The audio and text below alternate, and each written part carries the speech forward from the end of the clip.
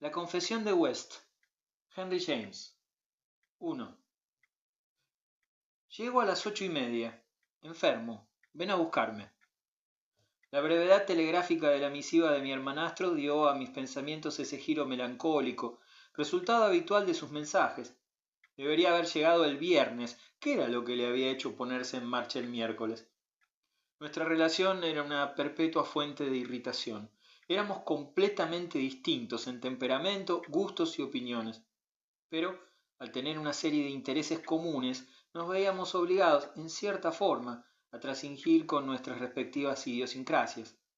En realidad, era yo quien hacía todas las concesiones. No podía obviar que en conjunto mi hermanastro era muy superior a mí en todo lo que hace a un hombre alguien de provecho, y me era más fácil permitir que él se saliera con la suya que defender mi dignidad. A mí me gustaba aparentar, con un gran disimulo, por así decirlo, y las manos tranquilamente metidas en los bolsillos, que mis actos estaban motivados por una especie de generosa condescendencia, cuando en realidad estos eran fruto de la apatía y en cierto grado de la pusilanimidad. A Edgar le importaba más bien poco qué receta inventara yo como bálsamo para mi vanidad mientras él consiguiera su objetivo, y me temo que yo interpretaba el papel de gigante adormecido ante un público absolutamente inexistente. De hecho, se había establecido entre nosotros un tácito y vago acuerdo mediante el cual mi hermano debía tratarme en apariencia como un hombre de criterios propios, si bien en ocasiones su manera de acatar el trato era profunda y mordazmente sarcástica. Lo que empeoraba las cosas para mí y las mejoraba para él era una absurda disparidad física, pues Musgrave era algo comparable a la descripción que Falstaff hace de Shallow, un hombre hecho con los restos de una exigua cena. Mi hermano era un infeliz inválido que estaba siempre preocupado por su estómago, sus pulmones y su hígado, y como era médico y paciente al mismo tiempo, todos ellos le mantenían muy ocupado. Su cabeza tenía un tamaño grotesco en comparación con su cuerpo diminuto. Sus ojos eran inexpresivos y saltones, y su rostro, propenso a sonrojarse con apariencia de indignación y de sospecha. Caminaba pavoneándose, ligera, pero resueltamente, apoyado sobre un par de pequeñas y raquíticas piernas. Yo tenía la suerte de ser alto y también era lo bastante corpulento como para haber merecido, tal vez, en caso de haber sido más bajo de estatura, aquel odioso epíteto monosilábico que persiguió a Lord Byron. Comparado con Edgar, yo era, al menos, considerablemente atractivo. A mí se me podía haber descrito como un joven más bien robusto y de pelo claro, ocioso, amable y notablemente elegante. Mi patrimonio, al ser doble que el de él, pues éramos hermanos por parte de madre, se prodigaba ampliamente en el embellecimiento de esta refinada persona. Recuerdo que, de hecho, me vestía con una especie de exagerada fastuosidad y hubiera podido pasar perfectamente por uno de los pilares sociales de un pequeño balneario. En aquellos días, L se esforzaba por conseguir la fama y pese a que se percibía todavía de forma notoria la pintura fresca derrochada hacía poco en las múltiples cabañas de madera donde los visitantes debían alojarse, desprendía una agradable mezcla de ruralidad y sociedad. El desagradable sabor del manantial y sus soberanas bondades gozaban de una merecida reputación, y Edgar no era un hombre que renunciara a la posibilidad de probar las aguas y abusar de ellas. Como había oído que el hotel se encontraba a rebosar, mi hermano quiso asegurarse una habitación con al menos una semana de antelación, y de resultas llegué el 19 de julio con la misión de reservar y ocupar sus habitaciones hasta el 26. Con la gente en general y Edgar en particular, yo pasaba por ser una persona tan ociosa que parecía casi un deber imponerme alguna sana tarea.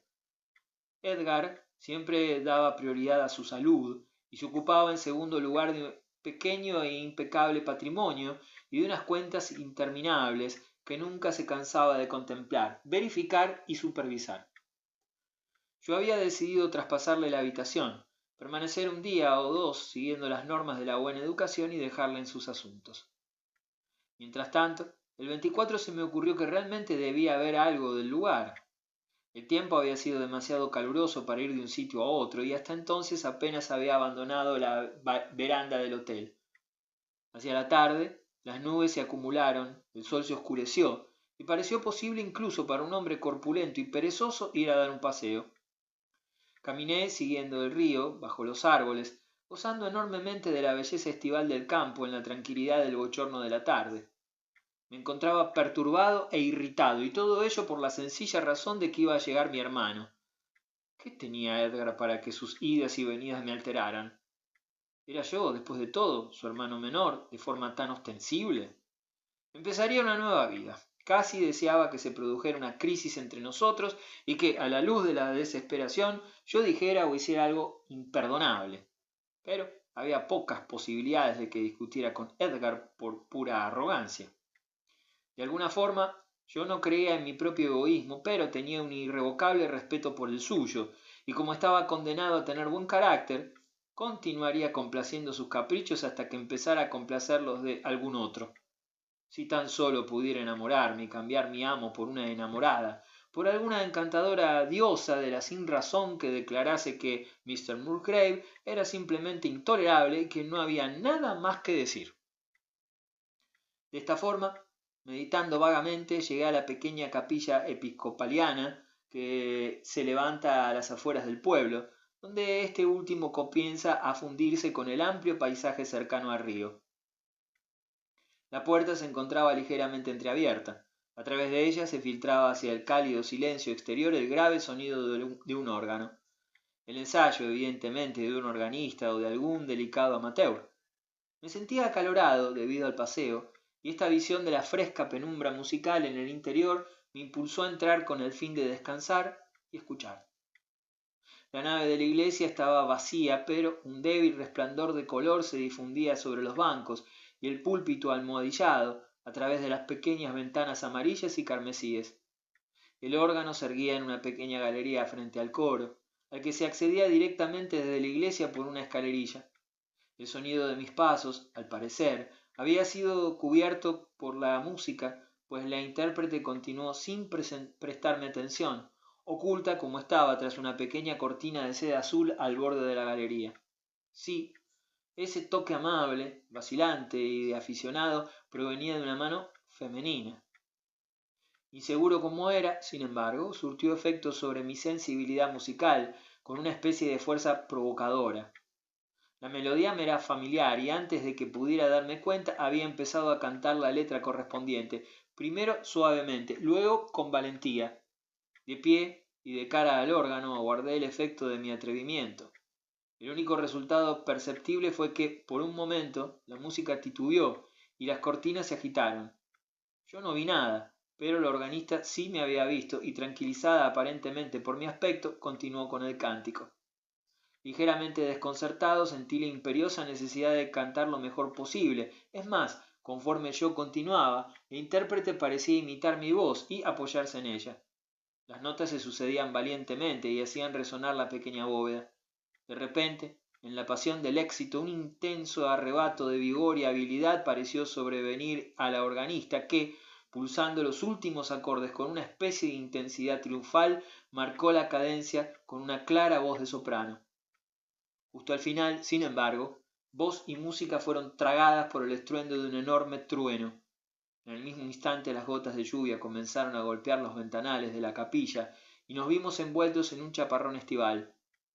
La lluvia era un fastidio, pero al menos me permitía observar al intérprete sobre quien mi curiosidad había aumentado en alto grado, repentinamente.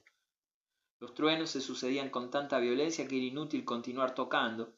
Esperaba con firme confianza que aquella preciosa voz, media docena de notas la habían traicionado, correspondiera a una mujer encantadora.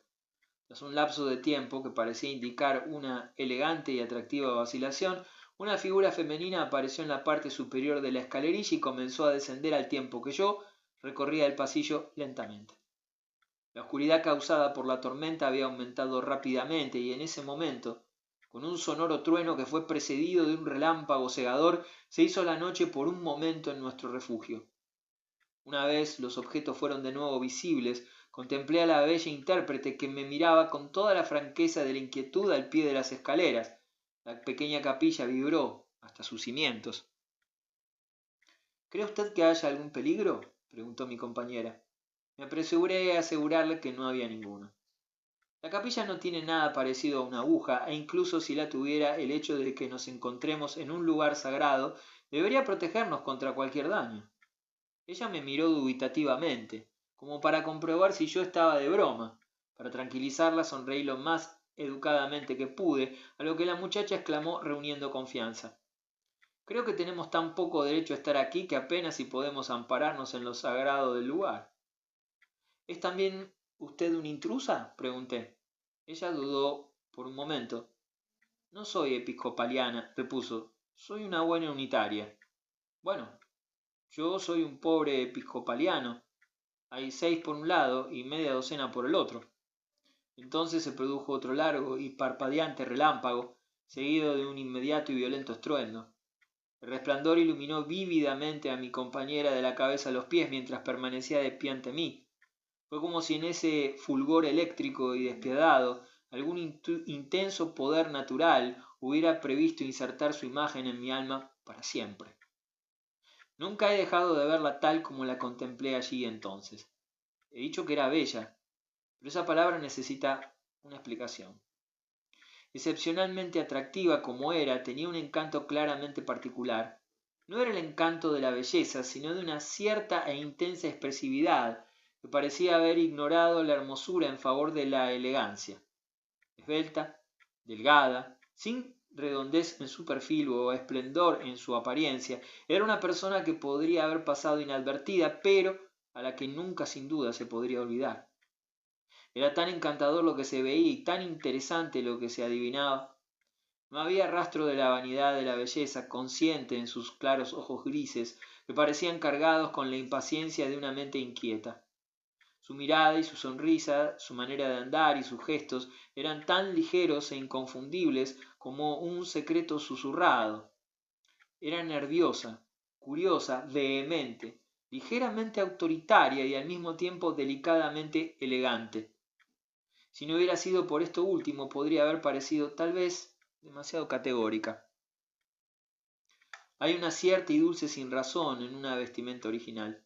La muchacha iba ataviada con un moderno arreglo de muselinas y encajes que evidenciaban a la mujer capaz de imaginar que también es posible agradar con una discreta belleza. Mientras sacaba mis conclusiones, que eran principalmente halagadoras, mi compañera se abotonó los guantes y miró ansiosamente hacia las ventanas mojadas. Deseando distraer su impaciencia tanto como me fuera posible, procedí a disculparme por la libertad que me había tomado al cantar con su música. Mi mejor excusa, dije, es su admirable forma de tocar y mi propio y sensibilísimo oído. Podía haberme asustado, pero cantaba demasiado bien para ello, mejor de lo que yo tocaba. De hecho, tenía miedo de parar. Pensé que usted podía ser uno de los...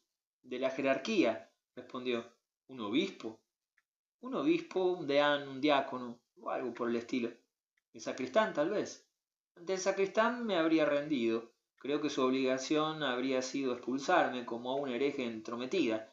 Entré por la sola razón de que la puerta de la iglesia se encontraba entreabierta. Como debe estar siempre la puerta de una iglesia. Ella me miró por un momento. Al contrario, mire lo que ocurre.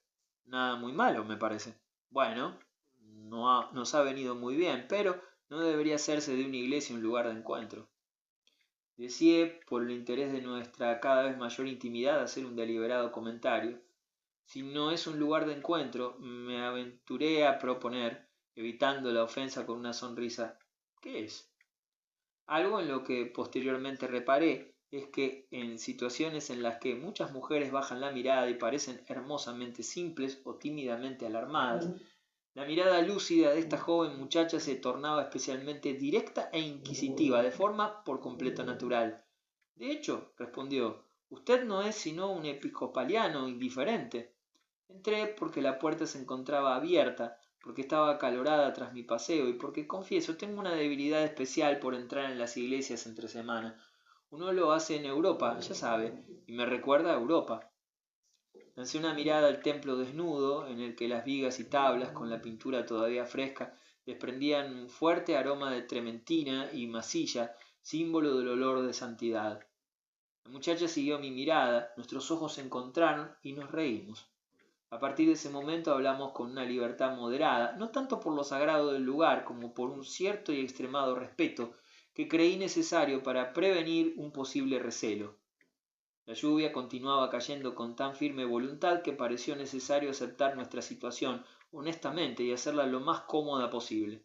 Hablamos de L, de la gente allí, del tiempo caluroso, de la música. Ella todavía no había visto mucho del lugar, pues por razones domésticas se había visto obligada a permanecer en sus habitaciones. Me pregunté cuáles serían esas razones domésticas. Finalmente la muchacha había salido para visitar a una amiga que vivía en una de las casas de huéspedes que embellecían las afueras del pueblo. Su amiga estaba ausente, pero como era probable que regresara temprano, la joven había buscado distracción dando un paseo por el camino, llegando así hasta la capilla. Nuestro encuentro duró media hora. Conforme se acercaba el final, tuve la sensación de que un delicado vínculo, surgido de nuestra común educación, había nacido entre nosotros. Puede que yo fuera indiscreto, en verdad, disfrutaba al percibir cómo la sensación de peligro iba desapareciendo progresivamente en mi compañera. Según pasaban los minutos, ella permanecía sentada en un banco con aspecto de perfecta calma mientras miraba pacientemente a los ventanales por los que caía el agua. La pequeña y callada voz de algún espíritu conocido del Señor que rondaba por la devota bóveda parecía haber bendecido en voz alta nuestro encuentro. Por fin, la lluvia amainó y cesó repentinamente, y a través de un gran claro entre las nubes surgió un enorme rayo de sol que impactó en las ventanas mojadas. A través de pequeños y vistosos rombos, la capilla se inundó de una brillante luz. La tormenta ha acabado, dijo mi compañera. La muchacha habló sin levantarse y no parecía tener ninguna prisa. ¿Era esto una calculada cortesía o se había olvidado de sí misma por un momento? Fuera lo que fuese, solo duró un instante. Ya de pie nos dirigimos hacia la puerta. Mientras permanecíamos en el pórtico me dejé llevar por una sincera galantería. Nunca antes había conocido las posibles bendiciones de una lluvia estival, dije. Ella avanzó unos pasos antes de contestar. Entonces, contemplando el cielo brillante, ya azul y despejado, exclamó: «En 10 minutos no habrá rastro de ella». ¿Significa eso que no nos podremos ver de nuevo como amigos?, pregunté sinceramente. ¿Nos volveremos a ver alguna vez? Cuente con ello. Entonces, sin duda, no como enemigos. Conforme se alejaba, maldije aquellas restricciones de la civilización moderna que me impedían permanecer de pie y observarla. ¿Quién era? ¿A qué se dedicaba? Preguntas que, por ser provocadoramente inútiles, resultaban mucho más intensas en la ausencia de cualquier otra evidencia distinta de mi rápida impresión personal. Estas cuestiones, sin embargo, me mantuvieron ocupado durante las 2 horas que debían transcurrir hasta la llegada de mi hermanastro. Cuando su tren estaba por llegar, pasé por la fase, como de costumbre, en la que sentí desesperadamente la tentación de regalarme el lujo de ignorar su petición y dejar que se las arreglara por sí solo, como si yo no tuviera la más definida previsión del inevitable acontecimiento. De llegar a la estación media hora antes, de llamar un coche y acordar el precio, de encargarme de su pequeña y valiosa maleta de mano, llena de botes de medicinas y de su ridículo conjunto de sombrillas y bastones.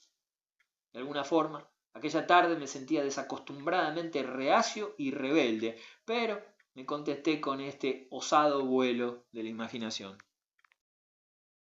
Es difícil describir con imparcialidad la peculiar manera de pensar de mi hermanastro y dar una impresión adecuada de su falta de encanto social, por decirlo suavemente, sin acusarle de malevolencia intencionada. Musgrave era simplemente el más coherente e incorruptible de los egoístas. Se tomaba muy en serio a sí mismo y tenía obsesión por protegerse, por remediar algún daño a su persona o por exigir derechos propios. Él era, sobre todo, un hombre de conciencia. No pedía favores ni tampoco concedía ninguno. Exigía simplemente sus beneficios, de los que cobraba hasta el último céntimo. Hacía de la honestidad algo desagradable, pero era rígidamente honesto. Todo esto le proporcionaba una extraordinaria solemnidad. Sonreía quizás una vez al mes y bromeaba una vez cada 6 meses. Hay bromas de su invención que hoy por hoy me hacen estremecer cuando pienso en ellas, pero pronto me di cuenta, mientras él descendía del tren, de que no habría ninguna broma aquella tarde. Había ocurrido algo. Su rostro se mostraba severo y sombrío, sus ojos brillantes y crueles. —Un coche —pidió, dándome la mano rígidamente, y cuando estábamos sentados y en marcha preguntó: —Antes que nada, ¿hay mosquitos? Uno solo podría acabar conmigo, y mi habitación es habitable. Está en el lado de la sombra, alejada de las escaleras. ¿Tiene vistas? ¿Tiene un colchón de lana? Le aseguré que no había mosquitos en absoluto, que su habitación era la mejor y que el colchón era el más blando de la casa. ¿Estaba cansado? ¿Cómo se había encontrado? No me preguntes, estoy en un estado extremadamente crítico. Cansado. Cansado es una palabra para la gente que se encuentra bien. Cuando esté cansado me iré a la cama y me moriré. Gracias a Dios. Mientras tenga trabajo que hacer podré mantener la cabeza alta. No he dormido en una semana. Es curioso, pero nunca estoy tan bien dispuesto para mis obligaciones como cuando no he dormido. Pero hazme el favor de no preguntarme nada por el momento. Tomaré un baño de inmediato y beberé algo de arrurús. He traído un paquete en mi maleta. Supongo que puedo pedir que lo preparen. Lo encargaré en la recepción. No, creo que será mejor que lo prepare en mi habitación. Tengo un pequeño aparato para hervir agua. Me tomaré medio vaso del agua medicinal esta noche, solo para comenzar. Mi hermano dijo todo esto con una seriedad tan profunda como si estuviera dictando su testamento. Me di cuenta, no obstante, de que se encontraba en una especie de desesperación debida al calor, y supe que con el tiempo aprendería dónde le apretaba el zapato. Mientras tanto, traté de decir algo animoso y frívolo, y ofrecí algo de información acerca de quién se encontraba en el hotel y quién se esperaba que llegase. Nadie que conozcas o que te importe, creo. Muy probablemente no. No estoy de humor para cotilleos. Pareces nervioso, me aventuré a decir. ¿Nervioso? Lo que estoy es frenético. No estoy bendecido con tu temperamento apático ni con tu elegante indiferencia hacia los asuntos del dinero. ¿Sabes qué es lo que me ocurre? He perdido $20,000. Le pedí detalles, como cabía esperar, pero por el momento tuve que contentarme con el hecho en sí. Es un asunto extremadamente serio, dijo Edgar. No puedo contarte más hasta que no haya tomado un baño y me haya cambiado de ropa. El termómetro marcaba 91 grados en mi casa de la ciudad, pero esta maravillosa noticia me mantenía fresco.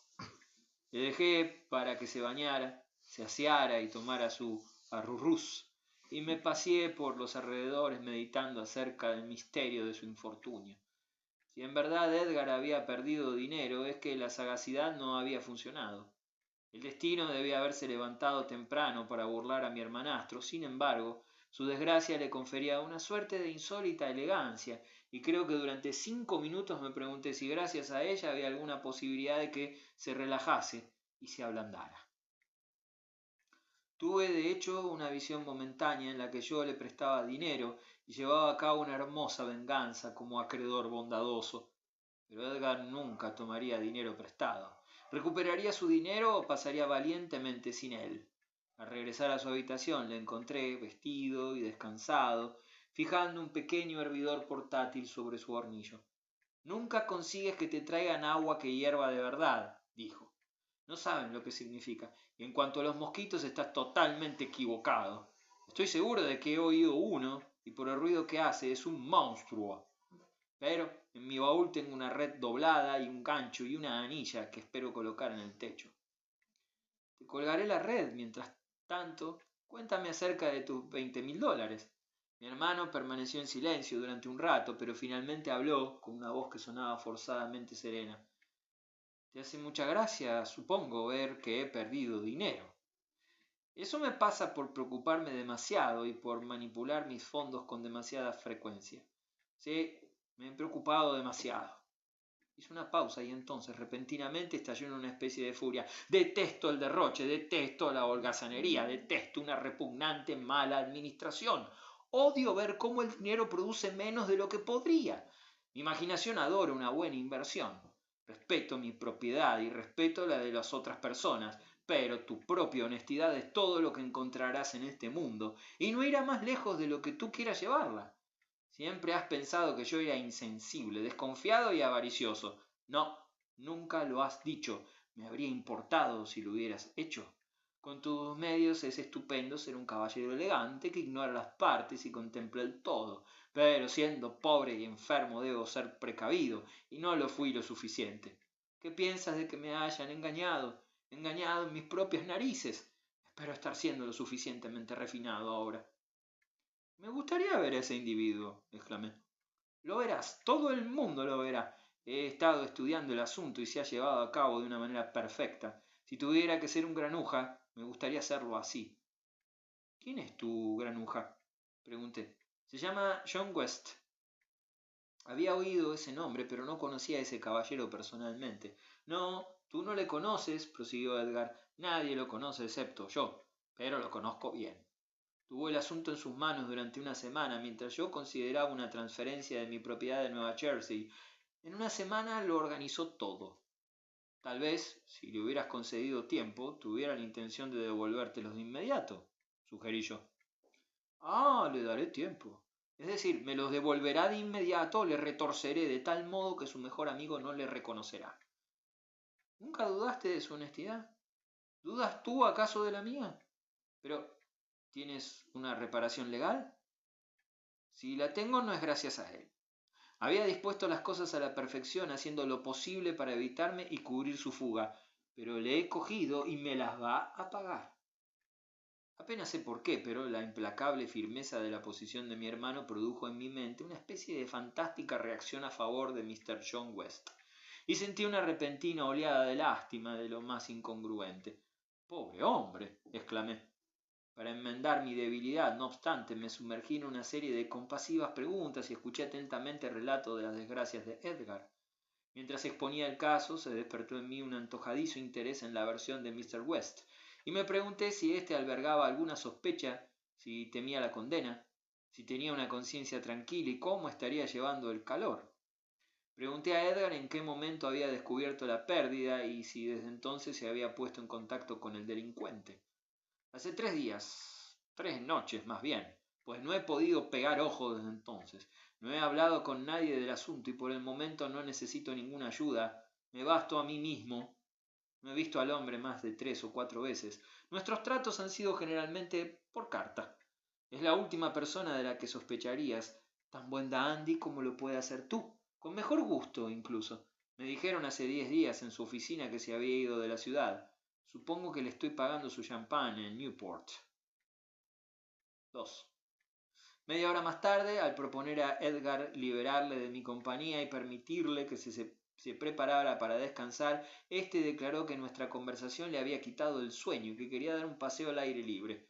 Bajamos a la veranda, que encontramos desierta, como normalmente lo estaba cercanas a las 10 de la noche, ya fuera por un sano deseo por parte de los otros huéspedes de seguir un clásico horario campestre, o bien por las soporíferas influencias de una excesiva inactividad. Aquí y allá, la cálida oscuridad era interrumpida por la punta roja de un habano en sugestiva proximidad a un delicado ramillete de flores. Mientras nos paseábamos, observé una mujer de aspecto llamativo que, sentada en la zona de luz que se proyectaba desde una ventana, se encontraba en conversación con un caballero. «De verdad, tengo miedo de que coja frío», le oí decir cuando pasamos. «Deja que anude mi pañuelo alrededor de tu cuello», y anudó el chal con un gracioso lazo. Era una hermosa mujer de mediana edad y lozana de piel y aspecto, con una bella y abundante cabellera rubia, sobre la que se inclinaba coquetamente un original y pequeño sombrero adornado con una enorme rosa.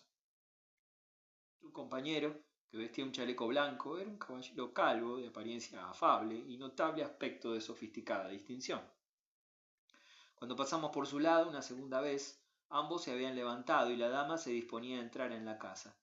El caballero la acompañó hasta la puerta, ella se alejó con un efusivo y coqueto jugueteo, y él regresó a la veranda. En aquel momento su mirada recayó sobre mi hermanastro. Tuve la impresión de que el hombre dio un ligero respingo. Entonces, poniéndose de nuevo su sombrero con una extraña y nerviosa determinación, se acercó hacia Edgar con una sonrisa. «Mr. Musgrave», exclamó. Edgar se detuvo repentinamente y por un momento pareció no tener palabras para responderle. Por fin exclamó con una voz áspera y grave: «Mr. West». Enseguida advertí que estaba presenciando una situación. Las palabras de Edgar fueron como el sonido de un clic sobre la pata del zorro atrapado, Se iba a producir una escena de forma inminente. Los actores aguardaban tan solo la señal. Mr. West hizo un tímido amago de extender su mano, pero, advirtiendo una ausencia de respuesta por parte de Edgar, la introdujo con elegancia en su bolsillo. «¿Debe haber llegado hace poco?», murmuró. «Hace un par de horas». Mr. West dirigió sus ojos hacia mí, como para incluirme en la operación de su saludo, y su mirada despertó en mi alma un aliento de esa bondad que sentimos por un hombre que está a punto de ser ejecutado. «Es simplemente humano desear darle la mano». «Preséntame, Edgar», dije yo. «Mi hermanastro», dijo Edgar con aspereza, «es Mr. West de quien hemos estado hablando». Extendí mi mano y él la tomó cordialmente. «En verdad», declaró, «esta es una circunstancia muy inesperada». «También lo es para mí», repuso Edgar. «Ha venido por las aguas, supongo», prosiguió nuestro amigo. «Lamento que su salud continúe de forma poco satisfactoria». Edgar, percibí, se encontraba en un estado de extrema excitación nerviosa, resultado en parte de la simple sorpresa y en parte de una incisiva decepción. Sus planes se habían visto alterados, había decidido hacer las cosas de tal y cual manera y ahora debía improvisar otra estrategia. No importaba, el pobre y pomposo Mr. West lo tendría todo tal y como deseara. «Nunca tendré buena salud», dijo Edgar. «Bueno, bueno», respondió Mr. West, «un hombre de su talento puede hacer que un poco de fortaleza sirva para un gran propósito». Mi hermanastro permaneció en silencio por unos instantes, deleitándose en secreto, imagino, con la precisa conveniencia de esta observación. «Supongo que puedo defender mis derechos», replicó. «Exactamente. ¿Qué más necesita un hombre?». Y West se dirigió hacia mí con una sonrisa insinuante. Su sonrisa era particularmente franca y agradable, y su mirada estaba llena de una especie de conciliadora cortesía. Sin embargo, a la luz de las farolas, aprecié en su rostro una mirada enfermiza y agotada que dio paso a lo que dijo a continuación. «Últimamente he tenido la sensación de que no tenía fuerza ni para eso. El calor, una sobredosis de esta agua repugnante, una cosa y otra, las inevitables premoniciones de la mortalidad me han afligido considerablemente. Desde que llegué aquí hace 10 días no he sido más que un inválido. De hecho he estado en cama, algo que no es frecuente en absoluto». «Espero que se encuentre mejor», me aventuré a decir. «Sí, soy de nuevo el que era gracias a unos estupendos cuidados. Creo que vuelvo a ser el de antes». Repitió sus palabras mecánicamente, con una especie de alegría exagerada, y comenzó a secarse la frente con su pañuelo. Edgar le examinaba exhaustivamente con un ojo cuya agudeza era imposible de ocultar. Creo que esa mirada era, en parte, la causante de la inquietud de Mr. West. «Por cierto, lo último que hice antes de mi indisposición fue escribirle 10 líneas, Mr. Musgrave, a propósito de un pequeño asunto de negocios».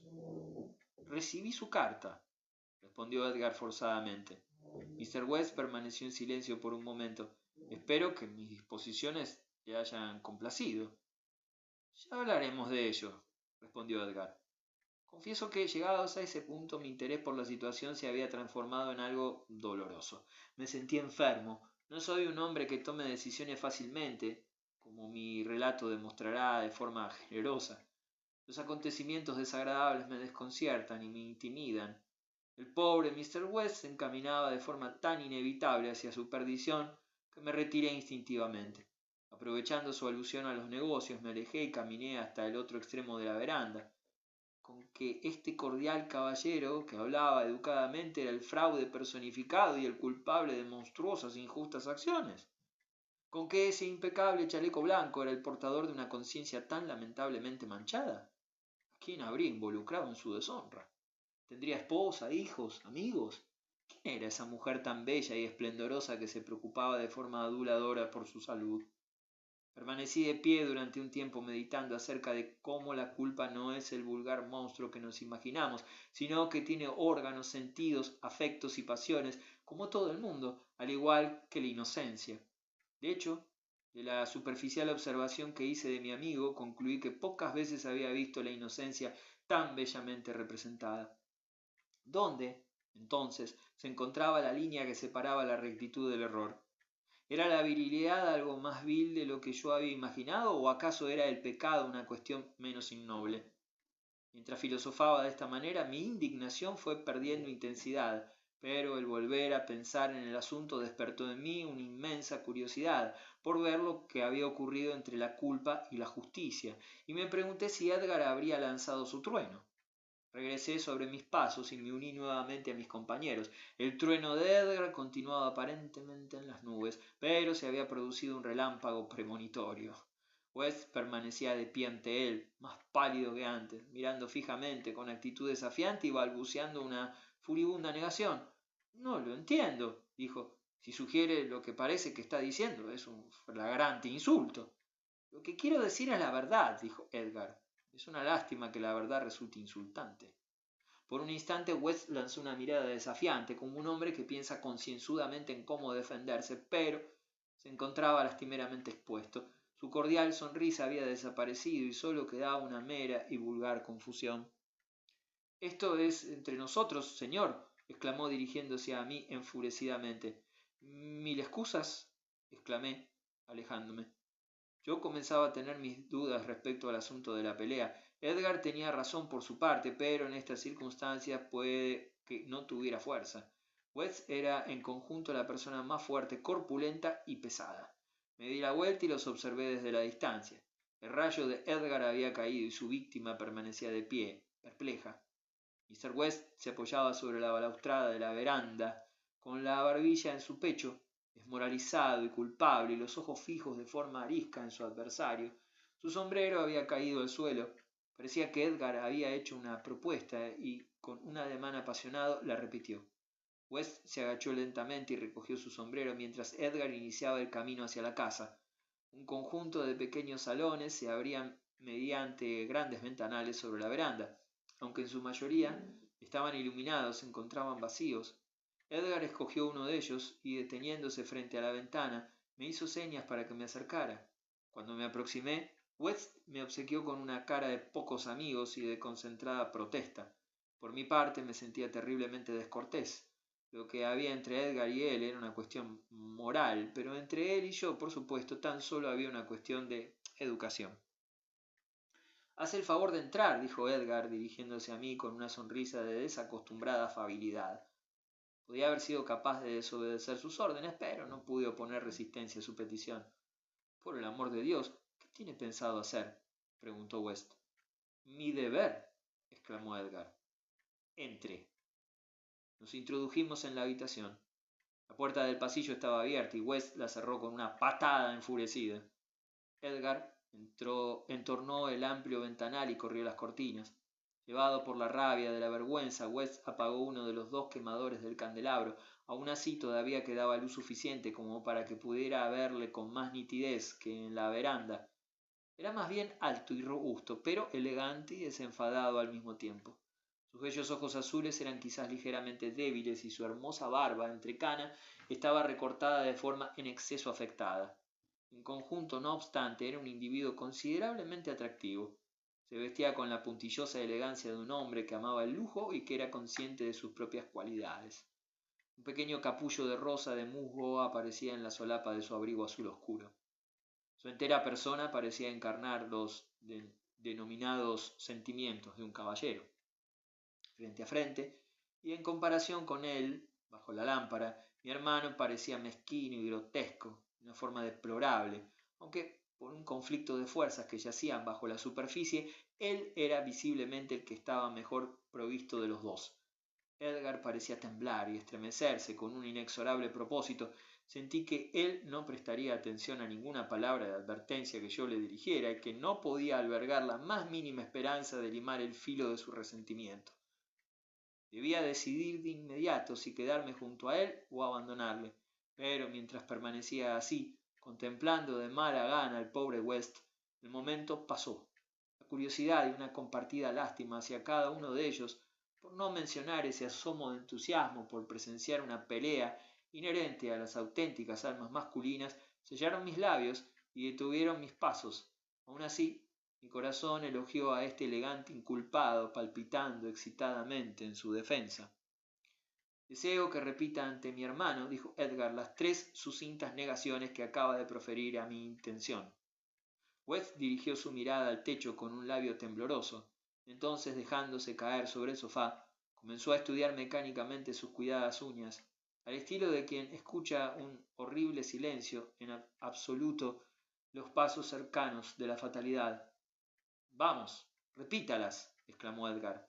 Es realmente delicioso. Usted nunca escribió a Stevens que tenía mi aprobación por escrito para la venta de los bonos. Nunca mostró a Stevens mi telegrama desde Boston y le aseguró que mi haga lo que crea conveniente era un permiso para sacar beneficio de ellos.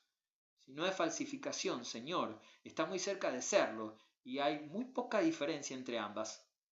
West se recostó en el sofá, con las manos alrededor de sus rodillas. Usted podía haber dejado las cosas como estaban durante 1 o 2 semanas, dijo West con una afabilidad artificial. Podía haber tenido paciencia simplemente. Por Dios, hay una manera elegante de hacer las cosas. Un hombre no comienza a rugir por un pellizco. Habría puesto todo nuevamente en orden. Habría sido una lástima estropearlo. Era una pieza de bellaquería tan hermosa. Entregué al diablo lo que le corresponde. Yo habría arreglado los asuntos, continuó West. Era solo una disposición temporal. Imaginé que estaba tratando con un hombre de buena educación, pero ¿qué debe decirse a un caballero que dice Señor, confío en usted, y luego mira por la cerradura?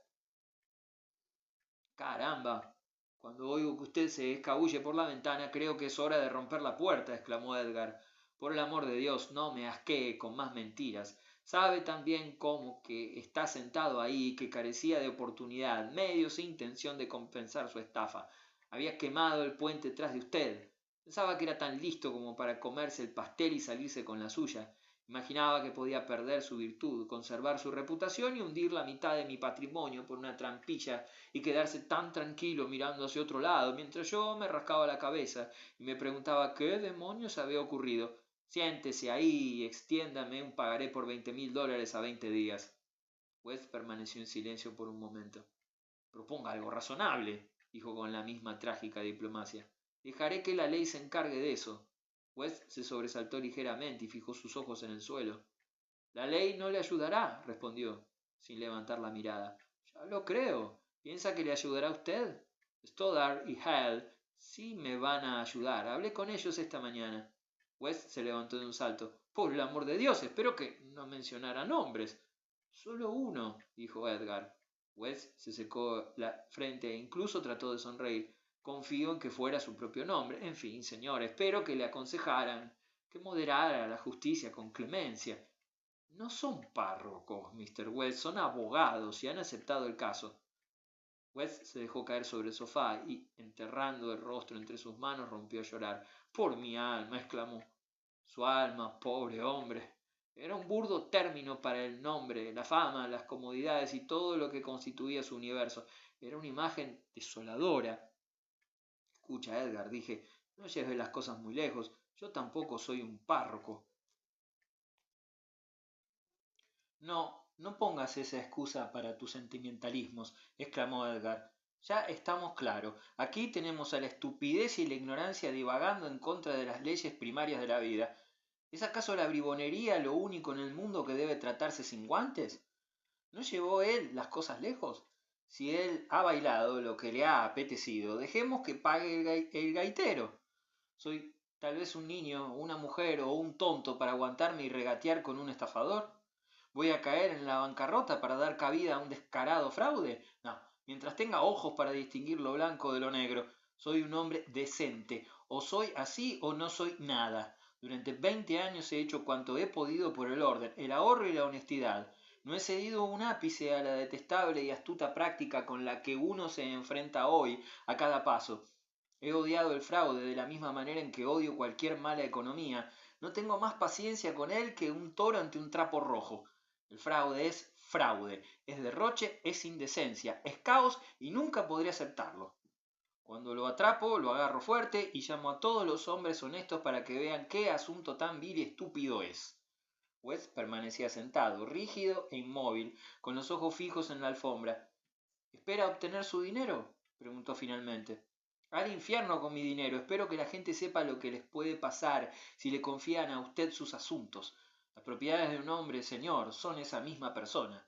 Es como si me hubiera dado un golpe en el pecho. West se le acercó y le asió por las solapas. Mire, dijo con la misma calma desesperada, usted se denomina a sí mismo un hombre práctico. No se comporte como uno de esos malditos reformistas de pelo largo. Está mal encaminado. No pida demasiado ni me haga sentir condenadamente violento por pura extravagancia. Vamos, señor, usted es un hombre de mundo, y le dio unas suaves palmaditas en el hombro. Deme una oportunidad. Confieso que no fui del todo honesto. Ahí tiene, mi queridísimo señor. Deje que me recupere de nuevo. Vaya, ha confesado, exclamó Edgar. Es un gran alivio. Nunca lo hará de nuevo. No, mientras yo lo sepa. Pero, ¿y otra gente? Imagine que yo hubiera sido una decente viuda con 6 hijos y no tuviera ni un céntimo excepto eso. ¿Usted confesaría de nuevo? Supongo. ¿Acaso su confesión les daría de comer? Dejemos que su declaración sea pública. Mi confesión es pública. Y apartando la mirada, West dirigió su cabeza hacia mí. Ah, mi hermanastro es la persona más discreta del mundo. Engáñelo y se lo agradecerá. David, te tomo como testigo de que Mr. West ha confesado. ¿Nada le satisface entonces? ¿Tiene intención de demandarme? En efecto, voy a demandarle. El rostro del pobre hombre se encendió como la grana y grandes gotas de sudor le cayeron por las sienes. Bruto disparatado, exclamó. ¿Sabe lo que hace cuando dice eso? ¿Vivimos en un mundo civilizado? No del todo, repuso Edgar, pero ayudaré que lo sea. ¿Ha vivido entre gente decente? ¿Ha conocido mujeres a las que era un honor complacer? ¿Se ha preocupado de su nombre, de la fama, del amor? ¿Ha tenido una hija a la que ame? Si tuviera una querida hija, exclamó Edgar sin apenas inmutarse por semejante arranque, estoy seguro de que ella habría preservado mi honestidad. No es el pecado, sino su descubrimiento lo que incapacita a un hombre para la compañía de las mujeres. ¿Besó a su hija el día en que manipuló mis bonos? Si le sirve de algo, no lo hice. Tenga en cuenta sus sentimientos. Mi error ha consistido en ser un padre demasiado blando y en haber querido a la pobre chica más que a mi propia integridad. Estaba avergonzado porque no tenía el valor de decirle que debía gastar menos dinero, como si un suspiro no hubiera bastado a la más inteligente y dulce de las muchachas, como si 5 minutos de su divino consejo no me hubieran puesto en el buen camino de nuevo. Pero la presión de mi vergüenza era tal. Vergüenza, interrumpió Edgar. Eso puede significar cualquier cosa. En el caso de un hombre honesto puede ser un motivo para la indulgencia. En el de un granuja es motivo para una sospecha aún mayor. West, advertí, era un pecador bondadoso. Carecía de rectitud en sus intenciones, así como de rigidez de temperamento, y en los misterios de su propio corazón no encontraba ninguna explicación para la monstruosa rigidez de mi hermanastro. Observando a éste de la cabeza a los pies, con una cierta dignidad, una reminiscencia de su anterior pomposidad, dijo: Le hago el honor, señor, de considerar que está usted loco. Bobadas y tonterías. Usted no cree nada así, exclamó Edgar. Percibí que la oposición de West actuaba sobre él como una palpitante molestia. ¿No es posible llegar a algún tipo de acuerdo? Pregunté. No eres un hombre tan indulgente como lo sería yo en estas circunstancias. En estos asuntos, un hombre indulgente es un estúpido, replicó Edgar sin rodeos. Bueno, acepta la sugerencia de un estúpido. Puedes tal vez obtener compensación sin llevar a tu víctima a juicio. Deja que Mr. West escriba su confesión. West no me había mirado de frente desde que entramos en la habitación. Al oír estas palabras se giró lentamente y me dirigió una sombría mirada mediante la cual la brillantez de mi sugerencia pareció, en cierto modo, oscurecerse. Si bien mi intromisión era bien intencionada, él la recibió de forma notablemente desagradecida. En el mejor de los casos, sin embargo, yo no sería sino la espina que él tendría clavada. No había hecho nada para ganarme a mi presa. En ese momento Edgar hizo un ademán con la mano como para indicar lo superfluo de mi consejo. Todo a su tiempo, si no te importa. Si estoy loco, existe un método en mi locura. Mi hermano hizo una pausa y entonces sus ojos brillaron con una intensidad que podría de hecho haber parecido la de una mente alterada. Me pregunté qué es lo que sucedería. Hágame el favor de arrodillarse. West se levantó de un salto, como si hubiera recibido una corriente eléctrica. Sí, sé lo que digo. De rodillas. ¿Nunca pronunció sus oraciones? Uno no puede salir de un lugar lleno de gente sin que le aprieten. No aceptaré menos y no me sentiré como un hombre honesto hasta que no le haya visto allí, a mis pies. Había algo tan conmovedoramente grotesco en el contraste entre la ampulosa autocomplacencia del rostro de Edgar mientras pronunciaba su discurso y el perplejo terror del rostro de West mientras lo recibía, que actuó sobre mis nervios como una broma a destiempo y estallé en una risa irreprimible. West se alejó hacia la ventana mascullando alguna imprecación, descorrió la cortina y permaneció de pie mirando hacia el exterior. Entonces, girándose repentinamente, se acercó de nuevo y se quedó frente a mi hermano. Estaba empapado en sudor. Un momento, dijo Edgar. Tiene mucho calor. Quítese el abrigo. Para mi sorpresa, West se lo quitó y lo arrojó sobre el suelo. Las mangas de su camisa servían como una especie de prueba de su arrepentimiento. Doble las manos así. Bien. Ahora pídame perdón. Era una escena repugnante.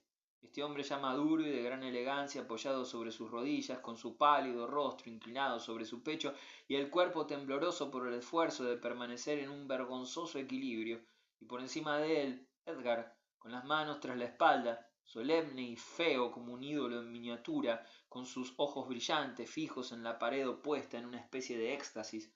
Me alejé hacia la ventana.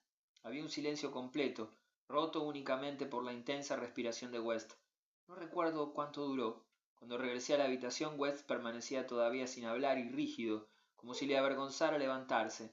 Edgar señaló un cuaderno y un tintero que había en una pequeña mesa contra la pared. Comprueba que haya papel y pluma. Obedecí e hice un ruido en la mesa para cubrir la retirada de nuestro amigo. Cuando saqué una hoja de papel, West ya se encontraba de nuevo en pie. Siéntese y escriba, continuó Edgar.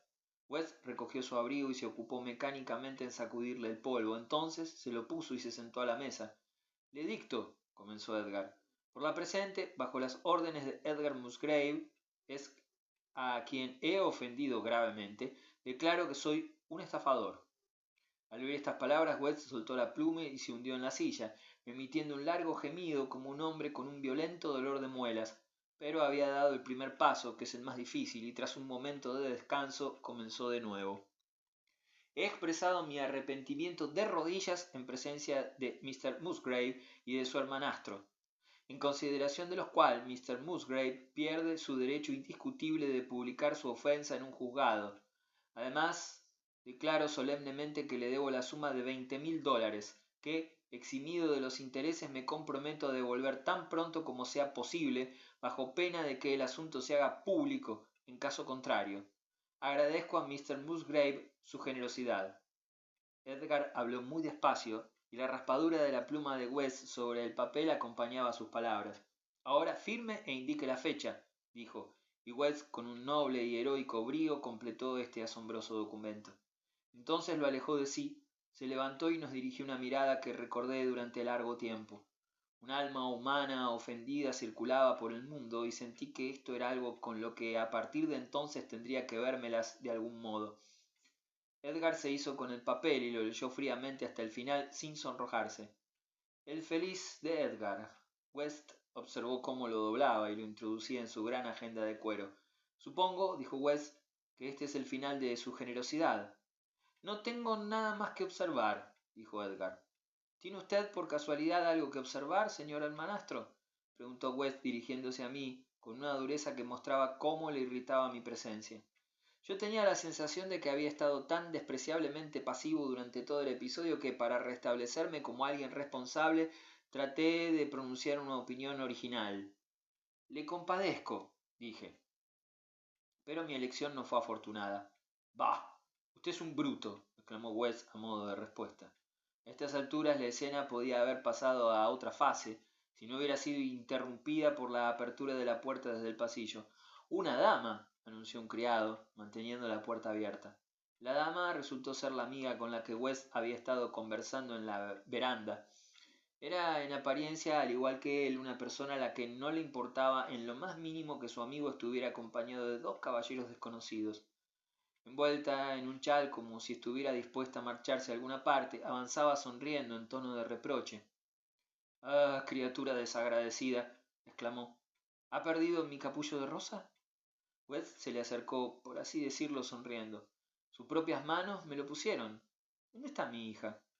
«Ahora viene. Hemos estado buscándole por todas partes. ¿Qué demonios ha estado haciendo aquí? ¿Negocios? No debe ocuparse de negocios ahora. Usted vino aquí para descansar. Disculpen, caballeros, mi coche me está esperando desde hace 10 minutos. Deme su brazo. Me pareció que había llegado el momento de liberar al pobre hombre de nuestra presencia. Abrí la puerta cristalera y salí a la veranda inmediatamente después de que Edgar me siguiera. Una joven dama se introdujo rápidamente en la habitación. Mi querido padre, exclamó. Observando a la muchacha desde fuera sin ser visto, reconocí con asombro a mi encantadora amiga de la capilla episcopaliana, la mujer que, lo siento ahora con una especie de agitación, había despertado un sentimiento en mí. 3. Mi descubrimiento me dio mucho que pensar aquella noche en la que mis cavilaciones apenas me permitieron dormir. Me dominaba un sentimiento de absoluta consternación, como si la desgracia, a quien estaba acostumbrada a considerar como una especie de diosa bondadosa, que marchaba con paso ligero, dejando señales de advertencia a aquellos que aparecían en su camino, hubiera extinguido su luz y amortiguado sus pasos. Quisiera sacarme ventaja al pobre de mí, de entre todos los hombres en el mundo. Parecía una broma horrible pero oportuna. Si lo hubiera sabido, si lo hubiera sabido, repetía incansablemente. Cercana a la mañana, sin embargo, me pregunté a mí mismo, imaginemos que lo hubiera sabido. ¿Podría haber actuado de otra manera? Podría haber renunciado a estar allí, pero ¿no habría así abandonado al pobre West frente a la venganza de un auténtico Shylock? ¿No había sido mi sugerencia la que evitó la ira de Edgar y salvó a su adversario del último deshonor? Sin ella, mi hermano habría seguido su camino y exigido su recompensa. No obstante, dijera lo que dijese, yo permanecía enfrentado a este hecho extremadamente incómodo, mediante el cual, al haber prestado una mano en aquella repugnante entrevista, había golpeado indirectamente a la mujer a quien debía una impresión especialmente agradable. Pues bien, mi golpe no la alcanzaría nunca e inventaría alguna gentileza que sí lo hiciera.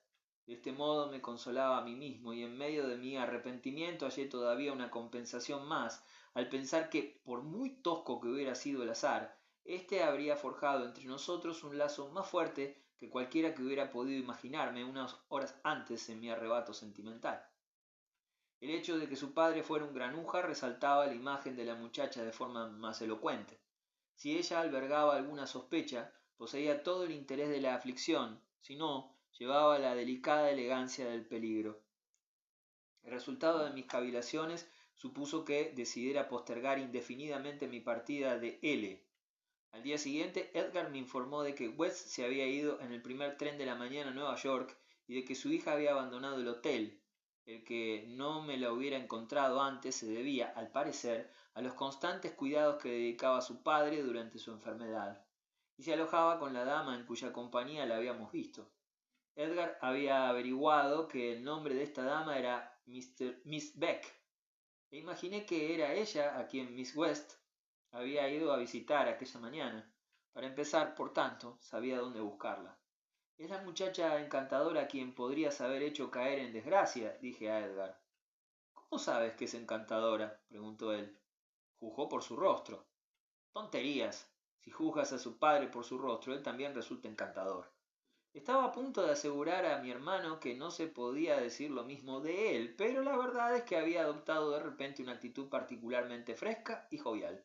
No sé lo que es, dijo, pero me encuentro estupendamente. No caminaba de forma tan firme sobre mis piernas desde hace un año.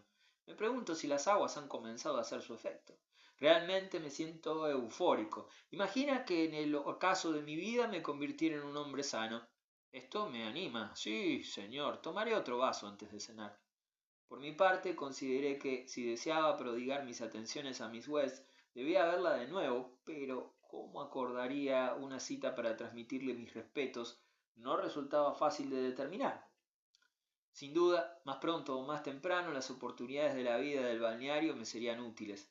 Entretanto, sentía de forma placentera que aquí había algo más delicadamente romántico que aquel febril sueño de mi juventud, al poder causar algún día a Edgar una gran ofensa. No cabía duda de que yo no estaba enamorado. Había albergado una pasión juvenil y conocía las señales y los síntomas, pero me encontraba en un estado anímico que en verdad producía en mi conciencia un entusiasmo similar. Durante un par de días observé, y esperé a mi amiga en aquellos escasos lugares públicos en los que el pequeño mundo de L se congregaba generalmente: la carretera, el paseo, la oficina de correos y las inmediaciones del balneario. Finalmente, como no se la veía por ninguna parte, me dirigí hacia la pequeña capilla episcopaliana, paseándome por el camino.